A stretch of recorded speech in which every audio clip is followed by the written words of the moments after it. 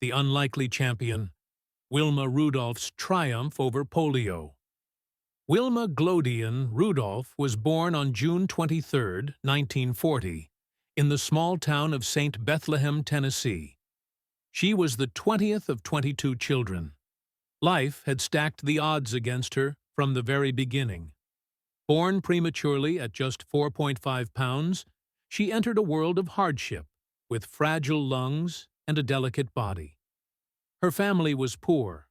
Her father worked as a railroad porter, and her mother as a housemaid. They lived in the segregated South, where opportunities for black families were few and far between. But if poverty was tough, what came next nearly broke her. At age 4, Wilma contracted a series of illnesses: measles, mumps, scarlet fever. Then polio struck. It was a disease with no cure at the time, and it ravaged her left leg. Doctors told her mother that Wilma would never walk again. Not properly. Not without a brace. The sentence felt final. But Wilma's mother, Blanche, refused to accept it. Every night, after long hours cleaning white people's homes, Blanche would come home and massage Wilma's paralyzed leg. Day after day, week after week, and year after year. She took Wilma on long bus rides, 50 miles each way, to the nearest hospital that treated black patients. They couldn't afford treatment, but they could afford faith, hope, and hard work. Wilma hated her leg brace. She hated the way the metal clanked when she walked. Children teased her. People stared. But she was determined. She practiced walking around the house, then down the street, then farther. Slowly, painfully, she rebuilt strength in her leg. By the time she was 9, something miraculous happened. Wilma walked into church without her brace for the first time.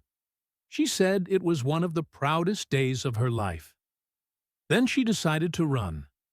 At first, she was clumsy and slow, unsure of her own body, but she kept training. She joined her high school basketball team and quickly became a standout.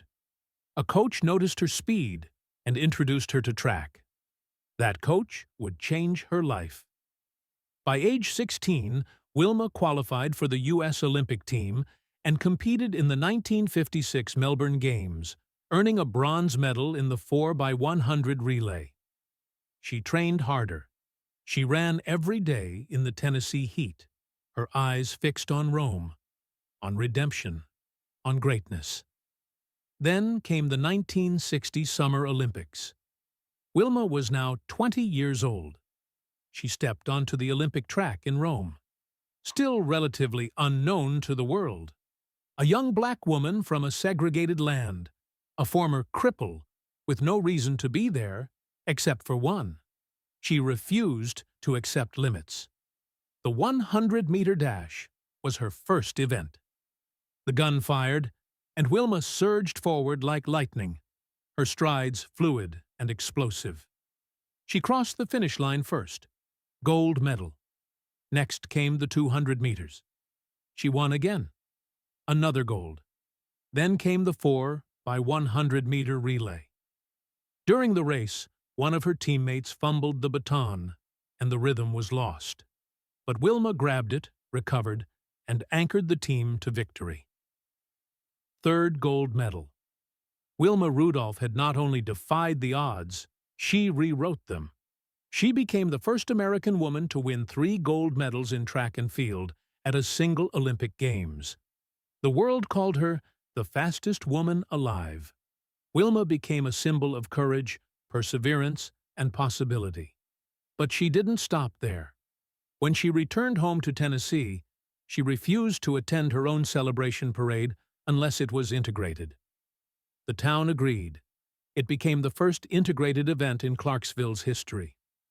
My doctor told me I would never walk again. My mother told me I would. I believed my mother.